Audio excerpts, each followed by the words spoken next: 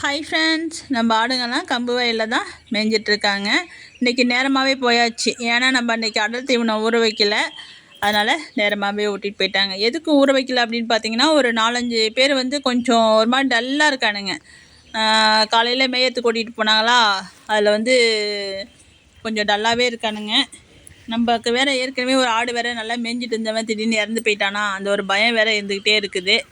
சரி, ஒரு வேளை பசி இல்லாமல் இருக்கிறானுங்களா இல்லை வேறு என்ன ரீசன்னு தெரியலப்பா, அதனால் இன்றைக்கி ஒரு நாள் வைக்காமல் ஓட்டிகிட்டு போகிறேன், சாயந்தரமாக எப்படி மேய்துன்னு பார்ப்போம் அப்படின்னு சொல்லிட்டு தான் ஓட்டிகிட்டு போயிருக்கிறாங்க. வேறு ஒன்றும் காரணம் இல்லை. அடத்தீவனம் வைக்கிறதுனால மதன்னு இருக்கானுங்கிறது காரணம் கிடையாது. வேறு ஏதோ சரி இன்றைக்கி ஒரு நாள் வைக்க வேணாம் அப்படின்னு மனசுக்கு தோணுச்சு, அதனால் வைக்காமல் ஓட்டிகிட்டு போயிட்டாங்க. நமக்கு ஆடு வேறு ஒன்று இறந்து போச்சு இல்லையா, அதுலேருந்து ஒரு பயம். அடிக்கடி போய் கொட்டாயை பார்த்துக்கிட்டே ஆடுங்க வந்து ஆசைப்படுதா, நல்லா இருக்குதா என்னன்ட்டு ஒரு 4-5 நடை போய் செக் பண்ணிட்டு தான் வந்துட்ருக்கோம். இப்போ ஒரு 2 நாளாகவே நம்ம ஆடுங்கள்லாம் பார்த்திங்கன்னா மேய்ஞ்சிட்டு வந்தோடனே அக்கடானு எனக்கு என்னான்னு படுத்து தூங்குவானுங்க. கால் ஒரு பக்கம் தலை ஒரு பக்கம் அப்படி தான் தூங்குங்க எப்பயுமே. அப்படிலாம் படுத்துருந்தாக்கா இப்போ ஒரு பயம் வருது. ஐயோ என்னாச்சு அப்படின்னு போயிட்டு உடனே எழுப்பி பார்க்க வேண்டியதாக இருக்குது. அது மாதிரிலாம் கொஞ்சம் பயம் இருக்குது. அது இன்னும் கொஞ்சம் நாளாகும் சரியாகிறதுக்கு. ஏன்னா அவன் வந்து காளை மேய்ச்சல் வந்து நல்லா மேய்ஞ்சிட்டு வந்து மதியம் படுத்த வந்தான், திடீர்னு இறந்து போயிட்டானா, அந்த ஒரு பயம்தான். ஏதாச்சும் உடம்பு சரியில்லாமல் வந்து படுத்திருந்தா இறந்துருந்தா கூட தெரிஞ்சிருக்காது. திடீர்னு நல்லா மேய்ஞ்சிட்டு இருந்த ஆடு வந்து திடீர்னு இறக்கும்போது அது ஒரு பயம் இருக்குது. பார்ப்போம். அப்புறம் 2-3 பேர் வந்து கமெண்டில் கேட்டிருந்தாங்கப்பா, அக்கா எங்கள் ஆடு வந்து கழியுது, என்ன எங்கள் ஆடு குட்டி போட்டு ஒரு 21 நாள் குட்டி 18 நாள் குட்டி ஆடு வந்து கழியுது, என்ன செய்யலாம் அப்படின்னு சொல்லுங்கள் அப்படின்னு கேட்டிருந்தாங்க. நம்ம வந்து இந்த கை வைத்தியெல்லாம் வந்து ஆடுங்களுக்கு வந்து பண்ணுறது கிடையாது. நம்ம வந்து ஏதாச்சும் உடம்பு சரியில்லைனா உடனே மெடிக்கலில் வாங்கிட்டு வந்து மருந்தோ மாத்திரையோ டானிக்கோ ஏதோ ஒன்று போடுவோம், அவ்வளோதான். அப்படியே நம்ம கம்பு வயலையும் பார்த்துட்டு வந்தோம். முன்னைக்கு இப்போ கொஞ்சம் பூ வந்து நிறையா வந்துருக்கு, வைக்காததுலாம் நிறையா வந்துருக்குது. நம்ம பார்த்து ஒரு வாரம் ஆயிடுச்சு இல்லையா, இப்போ ஓரளவுக்கு பூ வந்துடுச்சு, வைக்காத கொள்ளையும் ஓரளவுக்கு வந்துடுச்சு. ஆனால் இந்த சிட்டுங்கள்லாம் பாருங்கள், இப்போயே லைன் கம்பியில் உட்காந்துருக்கலாம். இப்போ 2 நாளாக வந்து வெடிச்சு தான் எல்லாத்தையும் தட்டி விட்றாங்க. இன்னொரு 10-15 நாள் வரைக்கும் இதுங்கள்டேருந்து இதை காப்பாற்றுறது தான் பெரிய விஷயம். நம்ம வயலுக்கு வரும்போதே அந்த கம்பு வாசனை வந்து சூப்பராக இருந்துச்சு. ஏன்னா நிறையா பயிர் பண்ணியிருக்கோம் இல்லையா, அந்த மகரந்தத்தோட வாசனைலாம் சூப்பராக இருந்துச்சு. இப்போ தானே பூ வருது, அந்த எட்டக்கு வரும்போதே அதோடய வாசனை வந்து ஒரு நல்லா இருந்துச்சு. சரி, இப்போ அந்த விஷயத்தை விட்டுடலாம். எதனால் நம்ம வந்து கை வைத்தியம்லாம் பண்ணுறதில்ல அப்படின்னு பார்த்தீங்கன்னா, நம்மக்கிட்ட ஆடுங்களோட எண்ணிக்கை வந்து அதிகமாக இருக்குது இல்லையா. இப்போ கை வைத்தியம்லாம் பண்ணுனா ஒரு நடைக்கு 4-5 நடையாக போட்டால் தான் வந்து அது சரியாக போகும். சீக்கிரம் சரியாகாது. டக்குன்னு சரியாகுனா வந்து நாங்கள் மெடிக்கலில் மருந்து வாங்கிட்டு வந்து போட்டோம்னா டக்குன்னு சரியாயிடும். நாங்கள் அடுத்த வேலையை வந்து பார்ப்போம். உடனடி தீர்வுனா எங்களுக்கு தெரிஞ்சு அதுதான். இப்போ நாங்கள் கை வைத்தியம் பண்ணினதில்லை, அதை பற்றி தெரியாது. அதனால் யார் கேட்டாலுமே நான் வந்து கமெண்டில் வந்து சொல்கிறது என்னென்னா, மெடிக்கலில் மருந்து வாங்கிட்டு வந்து போடுங்க அப்படின்னு தான் சொல்கிறேன். நாங்கள் மெடிக்கல்லையோ இல்லை வந்து கவர்மெண்ட் ஹாஸ்பிட்டல்லையோ கவர்மெண்ட் ஹாஸ்பிட்டல்லாம் மாத்திரை வாங்கிட்டு வந்து நாங்கள் வச்சுப்போம். இல்லை மெடிக்கலில் மாத்திரை இல்லைன்னா மெடிக்கலில் போயிட்டு டானிக்கோ மருந்தோ வாங்கிட்டு வந்து டக்குன்னு போட்டு விட்ருவோம்ப்பா.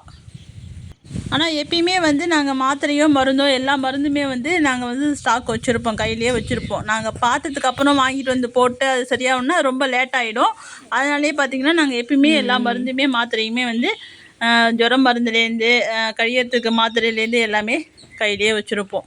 அதனால் டக்குன்னு போட்டு விட்ருவோம். அப்போ தான் உடனே சரியாகும். நீங்கள் பார்த்துட்டு கொஞ்சம் நேரம் கழித்து போய் வாங்கிட்டு வந்து திரும்பிலாம் போட்டிங்கன்னா அது அவ்வளோக்கா சீக்கிரம் சரியாகுமானா அது கொஞ்சம் கஷ்டம்தான். பார்த்த உடனே செஞ்சிட்டோம்னா எதுவுமே சரியாயிடும்.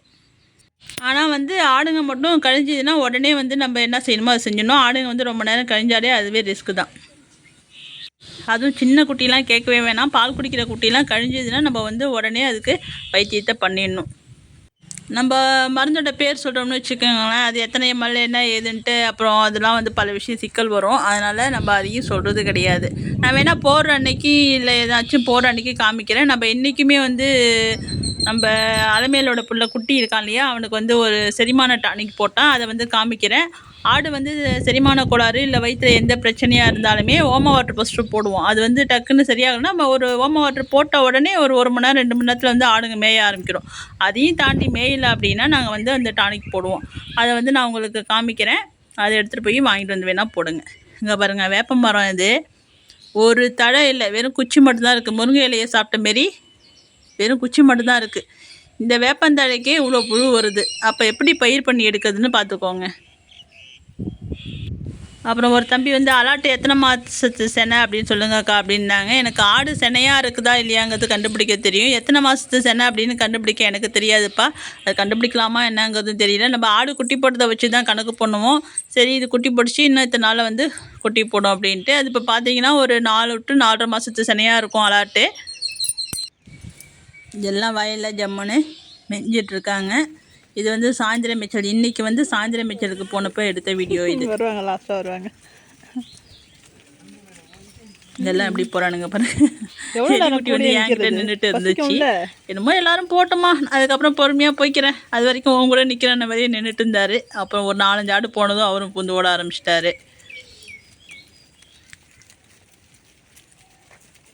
இப்போ கொல்லை பக்கம் வர முடியலங்கிற ஃபீலிங் தான் இருக்குது. அந்த கேட்டை தாண்டினாலும் இந்த கேட்டு உள்ளார அவரால் பூர முடியல. அந்த ஒரு வசனம் இருக்குது அவருக்கு. இப்படியே போய் நம்ம கம்பு வயலுக்கு போகிறதுக்காட்டியும் ரொம்ப கஷ்டங்க. ஏன்னா ரோடு இருக்குது, ரோடை கிராஸ் பண்ணுறது தான் ரொம்ப கஷ்டமே. வண்டி வராமல் இருக்கணும்.